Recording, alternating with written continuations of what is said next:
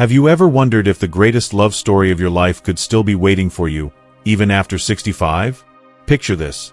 You're wiser, more confident in who you are, and yet society whispers that love is for the young, that your time for connection has passed. But what if that's wrong? What if love after retirement could be richer, freer, and more authentic than anything you've known before? In this video, we're diving into a quiet revolution where older adults are rewriting the rules of companionship, finding warmth and intimacy without sacrificing their independence. You'll meet real people like Sarah, John, and Ellen, who discovered that love doesn't retire, it evolves.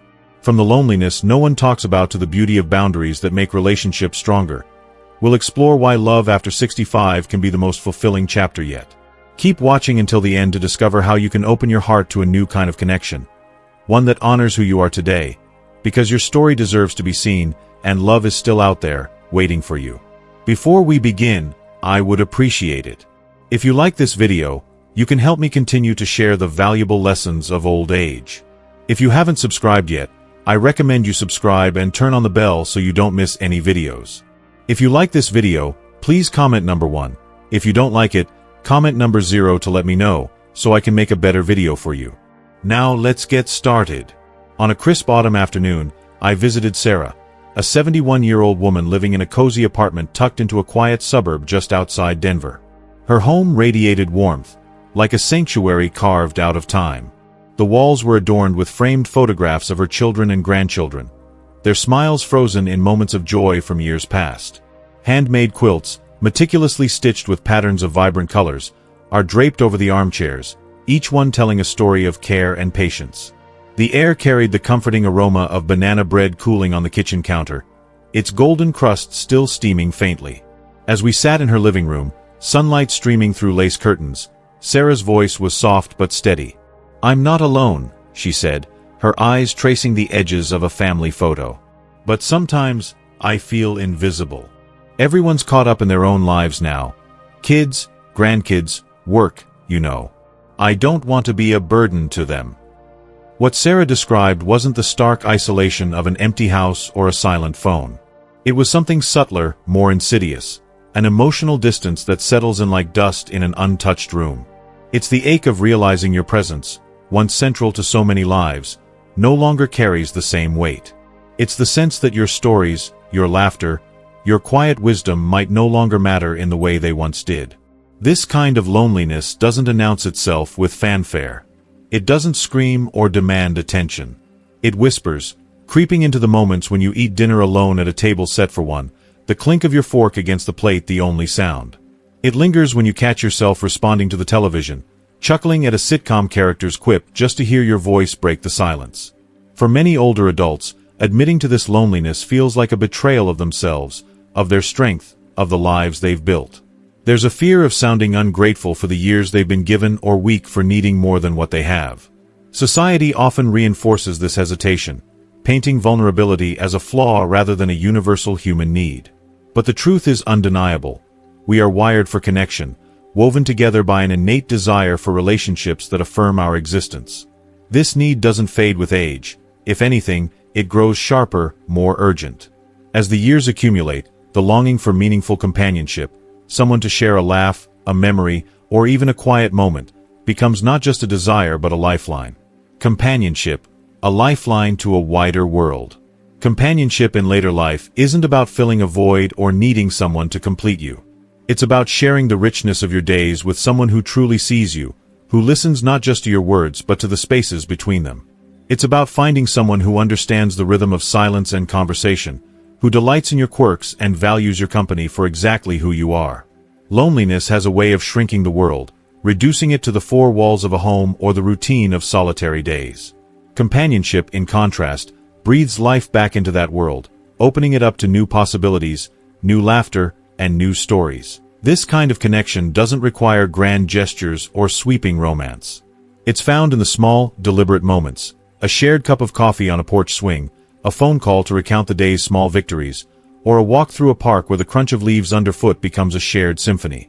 These moments remind us that our lives still matter, that our presence still resonates. For older adults, companionship can be the difference between existing and truly living, between a life confined by solitude and one expansive with shared meaning. The courage to begin again. For many, the idea of seeking companionship in their 60s, 70s, or beyond feels daunting, like standing at the edge of a cliff, the wind whistling below. The leap into something new, whether it's a friendship, a romance, or something undefined, carries the weight of past experiences. Perhaps you've lost a spouse, and the grief still lingers like an uninvited guest. Perhaps a divorce left scars that make trust feel like a gamble. Or maybe you've simply been alone for so long that the idea of opening your life to someone new feels like an intrusion, a disruption to the carefully constructed rhythm of your days. I once met John, a 73-year-old widower whose story carried the weight of a decade of solitude. His home, a modest ranch-style house in a small town, was a museum of his past life. The left side of the bed remained untouched, the sheets crisp and undisturbed, as if waiting for his late wife to return. Each morning, by habit, he poured 2 cups of coffee, one for himself and one that sat cooling, untouched, on the counter. "I still feel her here," he told me, his voice thick with emotion. "Meeting someone new feels like betraying her, like I'm erasing what we had." His fear was palpable, rooted not just in loyalty but in the terror of rewriting a life that had been defined by love and loss. For others, the hesitation isn't about grief but exhaustion. "I'm too old for the whole getting-to-know-you dance," a 68-year-old woman named Margaret told me over tea in her sunlit kitchen. "I've done it before, awkward small talk, trying to figure out if they're who they say they are. I don't have the energy for games." Her words echoed a common sentiment. The weariness of navigating the uncertainties of new relationships, the fear of wasting time on connections that might not last. Yet, there's a revelation that often emerges when older adults take that leap. Love and companionship after 65 don't need to mirror the relationships of youth. They aren't about building a life from the ground up, merging households, or chasing a fairy tale ideal. Instead, they're about inviting someone into a life already rich with experience, wisdom, and identity. You're not trying to impress or prove yourself. You're seeking to connect, to share, to find someone who fits into the contours of the life you've built. Starting over isn't starting over. It's starting anew, with the clarity of knowing what you value, the strength to set boundaries, and the gratitude to cherish what comes. This shift in perspective changes everything, transforming fear into possibility and hesitation into hope. Redefining companionship. Freedom in connection. The traditional blueprint of companionship, moving in together, sharing finances, merging routines, and making it official, no longer fits everyone. For many older adults, companionship is being reimagined as something more spacious, more intentional, and more aligned with who they are now. It's not about fitting into a prescribed mold, but about designing a relationship that honors both individuality and connection. Take Linda and David, both in their late 60s, whose relationship exemplifies this new approach. They've been together for 6 years, but they've chosen to maintain separate homes, each a reflection of their unique lives. Linda's apartment is filled with books and watercolors, a testament to her love of literature and art. David's house, with its sprawling garden and woodworking shop, speaks to his passion for nurturing plants and crafting furniture. They see each other 3 or 4 times a week, sharing dinners, weekend getaways, and nightly phone calls that stretch into the hours.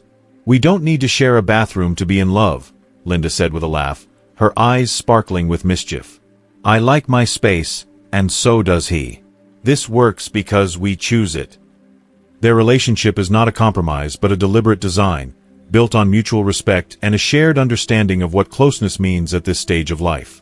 They've found a balance that allows them to be together without sacrificing the independence that makes them feel alive. This approach isn't about avoiding intimacy, it's about redefining it. For many older adults, love at this age is richer when it's free of control or obligation, when it's built on choice rather than necessity. I met another woman, Ellen, 69, whose story illustrates this beautifully. After nearly 2 decades of being single, Ellen, a retired school librarian, wasn't looking for love when she joined a local walking group. She simply wanted company, a way to fill her mornings with conversation and movement. That's where she met Stephen, a 72-year-old widower with a quick wit and a love for history. Their connection began slowly, with weekly walks through a nearby park, the trees ablaze with fall colors. Over time, those walks turned into twice-weekly outings, then coffee dates at a cozy cafe, and eventually Sunday mornings spent reading the newspaper together. Each in their own home, connected by a phone call, their mugs of coffee warming their hands. 2 years later, Ellen and Stephen are still together, still living separately, still fiercely independent but emotionally intertwined.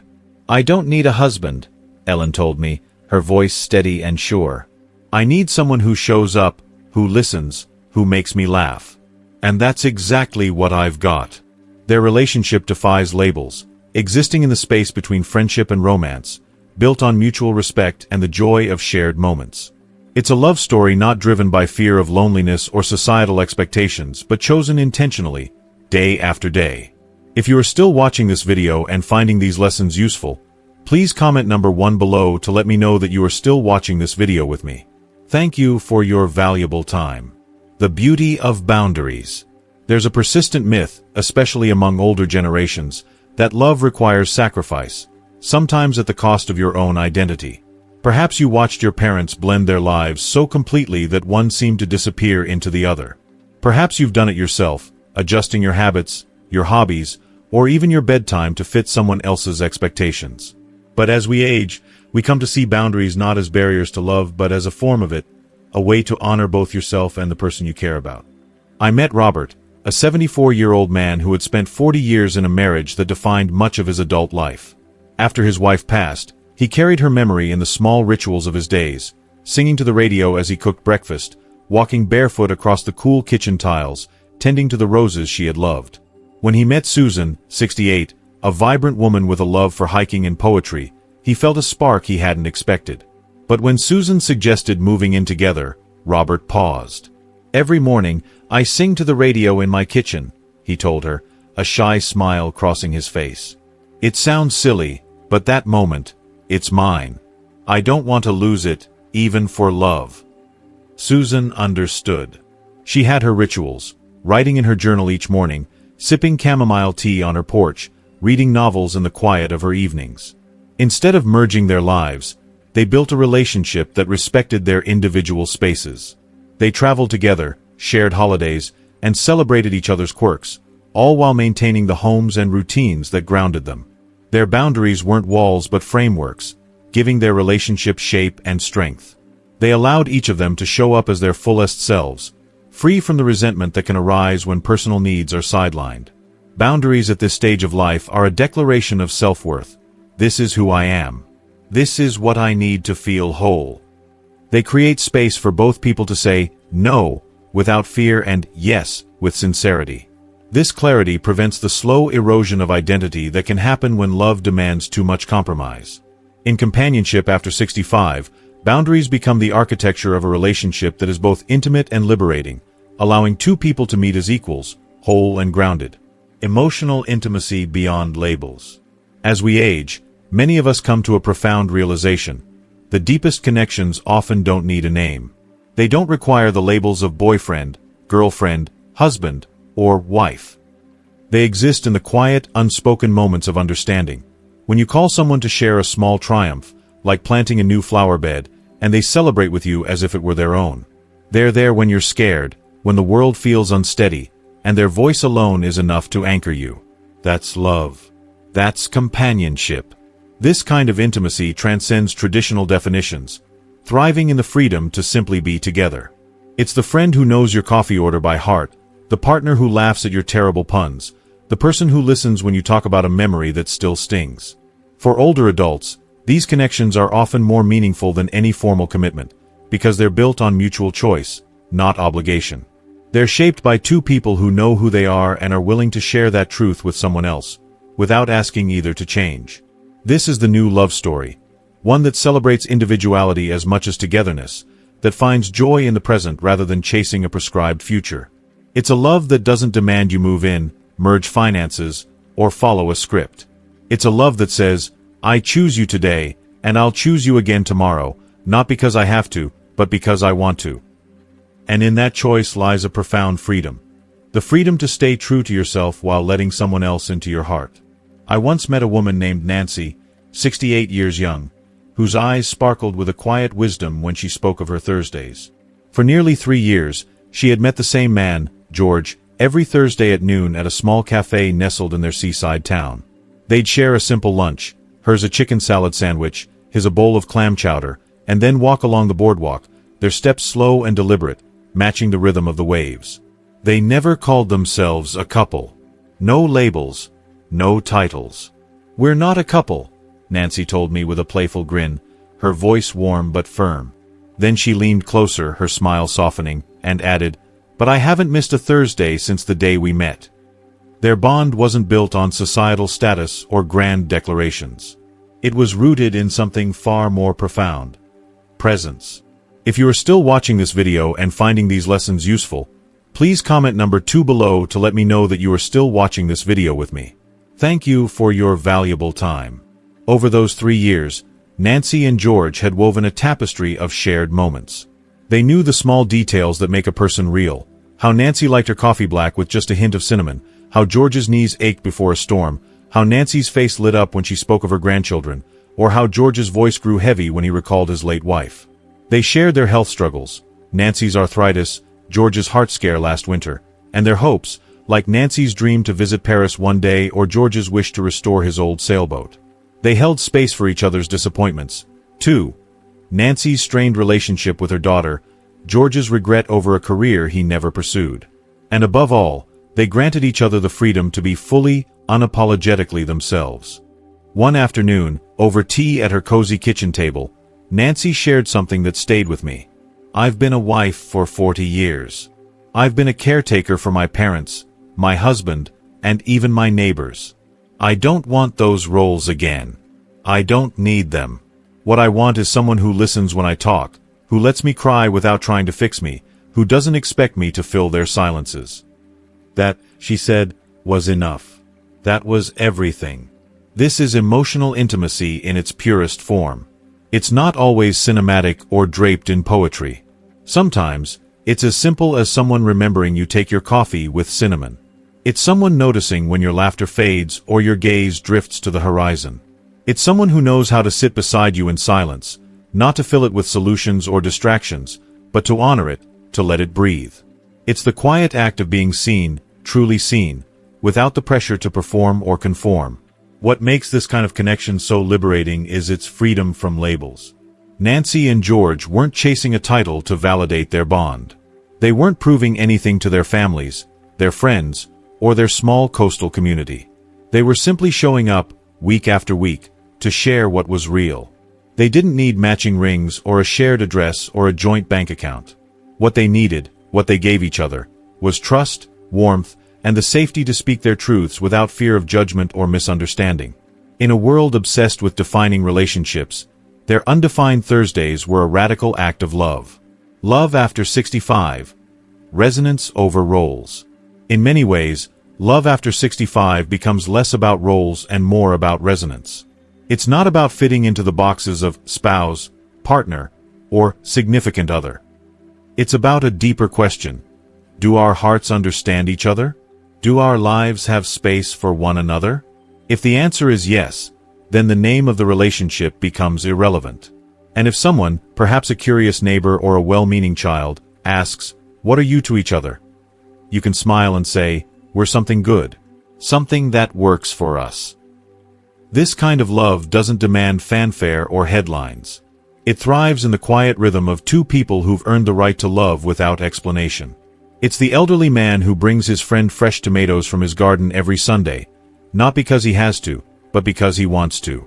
It's the woman who texts her companion a photo of a sunset, knowing it'll make them smile. It's the couple who meet at the library every Tuesday to trade books, their fingers brushing as they pass a worn paperback, their eyes meeting with a shared spark of joy. These are the love stories that don't make the evening news but fill the heart with a steady, enduring warmth. This resonance is what Nancy and George found. Their Thursdays weren't about building a life together in the traditional sense. No shared mortgage, no merged families. Instead, they were about sharing the lives they'd already built, the ones they'd spent decades shaping. Nancy still tended her garden, her book club, and her weekly calls with her sister. George still sailed his small boat, met his buddies for poker, and volunteered at the local animal shelter. They didn't need to merge their worlds completely. They just needed to make room for each other's presence and all.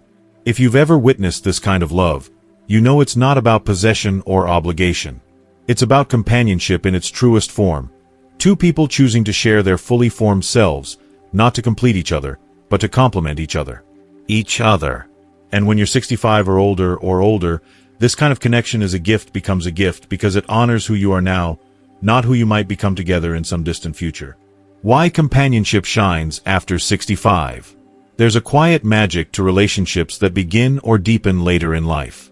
They're often less dramatic, less complicated by drama, less tangled, and far more deeply satisfying expectations. Why? Because at this stage, you're no longer trying to build a life from scratch. You've already lived through so much.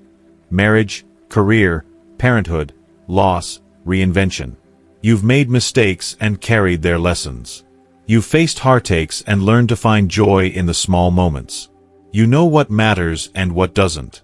Love after 65 isn't about checking boxes or meeting societal milestones. It's about choosing joy, pure and simple. At this age, you're not looking for someone to fix you or complete you. You're not searching for a savior to fill the gaps in your life. Instead, you're seeking someone who fits into the rhythm you've spent a lifetime creating. A rhythm of morning walks, evening news, quiet hobbies, and hard-won peace. I once met a man named Thomas, 70, whose silver hair and weathered hands told a story of a life fully lived. Over a cup of tea at a local diner, he shared his perspective on love. When I was young, he said, I wanted a woman who was beautiful, clever, exciting, someone who'd turn heads. Now, I want someone I can laugh with over breakfast, read beside in the afternoon, and sit with at night without needing to say a word. That's enough for me. There's a profound wisdom in Thomas's words, a gentleness born of experience. In your younger years, relationships often come with pressure. Pressure to marry, buy a home, raise children, climb the career ladder, or make sacrifices for a shared future. There's an urgency to it all, a sense that you're racing against time to build something lasting. But after 65, much of that pressure fades away. The children are grown, the career is behind you, and the house is yours, or simpler now. You don't need to be perfect. You don't need to perform or pretend. You just need to be present. And when two people meet in that space, free from the old expectations of youth, something extraordinary happens. There's less pretense, less need to impress.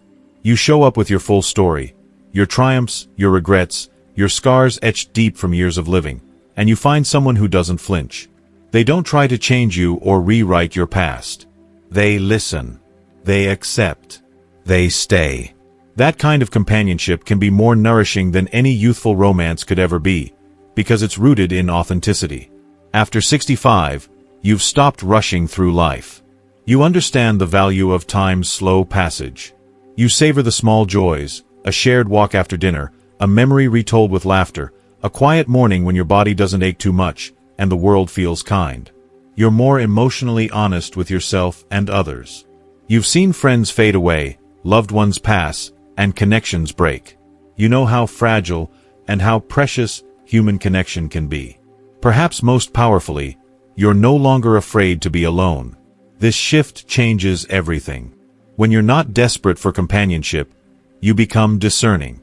You choose connection because you want it, not because you need it fills to avoid a void. And that choice makes the bond stronger, steadier, and more joyful. Companionship after 65 works better because you're finally ready to love with grace, with boundaries, with humor, with patience, with peace. You're not chasing the intensity of passion or drama. You're cultivating peace. And peace, when shared with someone who truly sees you, might just be the richest kind of love there is. So, if someone tells you your time for love has passed, smile quietly. They don't know what you've learned. They don't see the strength you've gained, the clarity you've earned. You're not just surviving anymore. You're becoming the kind of person capable of the kind of love you always deserved, but perhaps weren't ready for until now. If you are still watching this video and finding these lessons useful, please comment number 2 below to let me know that you are still watching this video with me. Thank you for your valuable time. Final reflection. Love that honors the present you. If you've made it this far, let's pause for a moment. You've walked through a journey not just of words but of truths that many hold quietly in their hearts. Truths about love, loneliness, and the courage to begin again. You've seen that love doesn't end at 65. It doesn't fade with gray hair, retirement, or the loss of roles you once held dear. Instead, it evolves. It softens into something gentler. It deepens into something more honest. It becomes more deliberate, more intentional, more free. We've talked about loneliness, not the kind that comes from being alone, but the kind that aches when you feel unseen, unheard, unnoticed. We've explored the fear of opening your heart again, after loss, after years of independence, and how it's not starting over at all. It's beginning anew, with better tools, deeper roots, and a clearer sense of self. We've discussed boundaries, how important it is to keep your rituals, your voice, your space intact, even when love walks in the door. And we've celebrated emotional intimacy, the kind that doesn't need a marriage license, or a ring, or a shared last name to feel real and true. You've met people like Nancy and Thomas, real people who found a connection without compromise. Nancy, who learned to say, "I care for you," while fiercely protecting her independence, her garden, her book club, her quiet evenings alone. Thomas, who discovered joy in the simple act of laughing over coffee or sitting in companionable silence with someone who didn't need him to perform. Maybe their stories resonated with you. Maybe you saw yourself in their choices, their courage to love on their terms. Perhaps you recalled a time when love felt like pressure or performance and wondered what it might feel like if it felt like peace, a calm, steady presence that doesn't demand you change who you are. Or maybe you've been alone for so long that you've stopped believing in love could happen again. Maybe the years have stretched on, quiet and familiar, and the idea of letting someone new into your world feels daunting. Too risky, too vulnerable. But here's the truth. It can happen. Not because you need it to survive, but because you're worthy of it, because you deserve it. Love After 65 stage isn't about rescuing or rebuilding from scratch. It's about recognizing, seeing someone across a cafe table, a park bench, a walking trail, or a Sunday service book club and feeling that quiet spark of, "me too." That whisper of, "you understand." That gentle pull that says, "I like who I am when I'm around you." When that moment comes, and it can, don't rush it. Don't force it to fit someone else's expectations or timeline into a box. Let it unfold at the pace that makes your soul feel safe. Because Love After 65 stage isn't about milestones or societal markers. It's about meaning. There are no rules anymore. You get to decide what companionship looks like for you. It might be living together in a shared home, filled with laughter and routines. Or it might be living apart, each keeping your own space, your morning walks, your evening tea, your independence, but connected by weekly lunches or daily texts. It might be holding hands in the grocery store aisle, picking out apples together, or texting good night every evening with a simple, "sleep well." It might be long road trips through rolling hills, windows down, singing to old jazz standards, or it might be short walks around the block, pausing to watch a squirrel dart across the path. It might be shared silence, late-night laughter, or the comfort of trading stories over a crackling fire. What matters most is that it feels true, that you feel free to be yourself, to be seen, respected, and loved exactly as you are. If this kind of love feels unfamiliar or out of reach, don't worry. You're not behind. You're not broken. You're not too old or too late. You're just ready now. Ready for something new, something more honest, something that feels like home. Not because it recreates your past, but because it celebrates your present, the person you've become, scars, joys, and all. So, I invite you to ask yourself, what kind of companionship do you want? Forget what your children might think, what your friends might say, or what the world says about what is appropriate for your age. Listen to your heart. What would make you feel alive, respected, and safe? Maybe it's someone to share tea with on rainy afternoons, swapping stories about the books you've read or the rain pattering against the window. Maybe it's someone to call when your knee aches or when the sky turns pink, or when you just need to share a quiet moment. Maybe it's someone who makes you laugh again, so hard you snort over coffee, and who knows when to sit quietly, letting the moment breathe without filling it with words. Whatever it is valid. Your desires are valid. You've lived long enough years serving others, compromising for others, caring for others. Now, it's time to listen to what you need. And maybe, just maybe, there's someone out there waiting to give it. Someone who's also ready for a connection that feels like peace, like resonance, like home. Someone who sees you, not for who you were or who you might become, but for who you are right now. And in that seeing, in that sharing, You both might just discover a kind of love that's richer, steadier, and freer than anything you ever imagined possible. As we wrap up this journey, let's take a moment to reflect on the truths we've uncovered together. Love after 65 isn't just possible. It's a chance to redefine connection on your terms, with freedom, respect, and joy. From Sarah's quiet courage in facing loneliness to John's realization that starting over can mean starting wiser, and Ellen's discovery of love that doesn't demand compromise, we've seen how companionship can evolve into something deeply fulfilling. So, what have you learned so far? Maybe it's the power of boundaries, the beauty of emotional intimacy without labels, or the simple truth that it's never too late for love. I'd love to hear from you. What's one thing you've learned today that you'll bring into practice in your life? Drop it in the comments below this video and share your story. If you like this video, please leave your comment below, and don't forget to like, share, and subscribe to our YouTube channel. Your support helps us keep exploring the things that matter: grief, joy, connection, and freedom. Thank you for being here, and here's to writing the next beautiful chapter of your life.